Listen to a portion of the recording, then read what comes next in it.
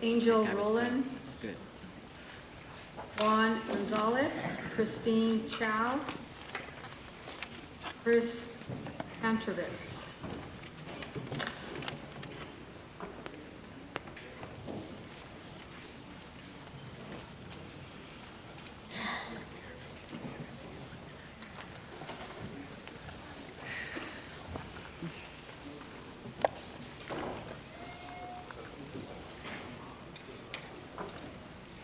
Go ahead, ma'am. State your name, please.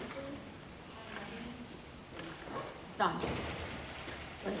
Hi, my name is Christine Chow, and I worked as a polling clerk at Monterey Park Service Club on June 7th, California's primary election. I'm speaking as a concerned citizen, voter, and polling worker who witnessed many irregularities at my polling location. There is no vetting of our polling inspectors. There's poor training, lack of care by a lot of polling workers. I apparently was the only one that actually read the manual. I actually filed a formal complaint with LA County Recording Registrar about my polling inspector who's not prepared to do her job. She arrived 50 minutes late, and polls were supposed to open at 7, and we had a line of voters who had to leave and not be able to vote. Another thing that was not good was people who never re-registered find themselves in parties that, lifetime Democrats find themselves in American Independent, Peace or Freedom, or no party preference. And thank you. Thank you. Next speaker. Hi, my name is Angel, and I was actually in Boyle Heights during the day of the primary, and what I witnessed were ballots missing, broken voting machines, unrequested switching party registration, misinformation at the polls, poorly trained staff, voters denied democratic crossover ballots, incomplete voter rolls, voters purged from the rolls, design concussion, massive push for provisional ballots, 2.5 million ballots now in purgatory because of that, and voter instructions not mailed. I tried to help out the voters, and I was called on the police 3 times at 3 different locations for trying to help voters and let them know of their voting rights.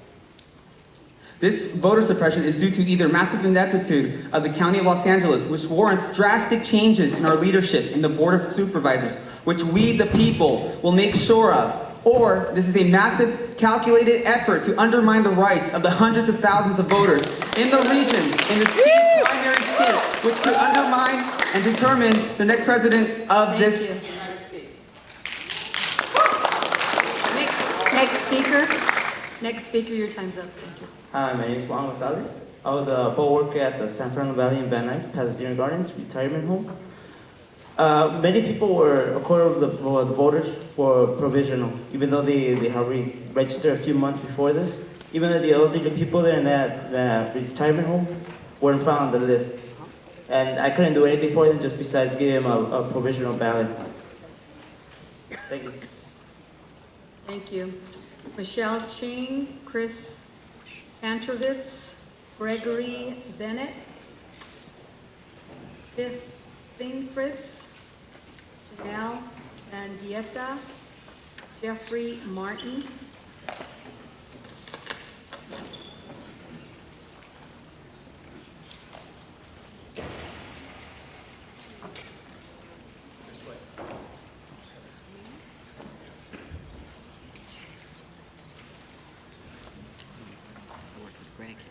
Again, state your name for the record, please, and try to abide by the time. We still have a number of speakers to go. Thank you. Go ahead. Hi, my name is Tiff Sigfrids, and I went around to various polling places in my congressional district, District 34, on voting day, just to observe and see how many of these provisional ballots were being handed out. And while I hear you, Mr. Logan, assuring us that all of these provisional ballots will be counted, I think what we want to know is that poll workers are properly instructed to tell people that these votes aren't counted that day. I talked to a poll worker who said, when I brought this up, that none of the votes are counted that day, which we all know isn't true. I spoke to numerous people who had taken time off of work, many who worked several jobs to come and vote, and didn't find their names on the list, so had to vote provisionally. And I think that that in and of itself is disenfranchising to people who want their votes to be counted that day, including the vast majority of people who are first-time registered voters in this California primary. Thank you. Next speaker? Go ahead, I'm sorry. Go. Hello, well, I'm Greg Bennett, and I had issues with my voting place, obviously, but apparently they were all due to too many people wanting to vote, so I guess I'll kind of do that here. I'm just here because I have this Tuesday off, and I know a lot of people who have problems worse than I don't, and just wanted to be here to get my voice heard, and maybe other people who couldn't be. But thank you very much, Madam Chairman and the Board of Directors. Next speaker?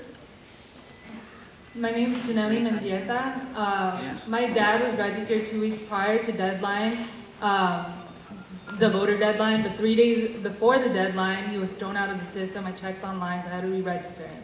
On primary day, I was working as a poll clerk in West Cahuenga Boulevard at Theater West in Studio City.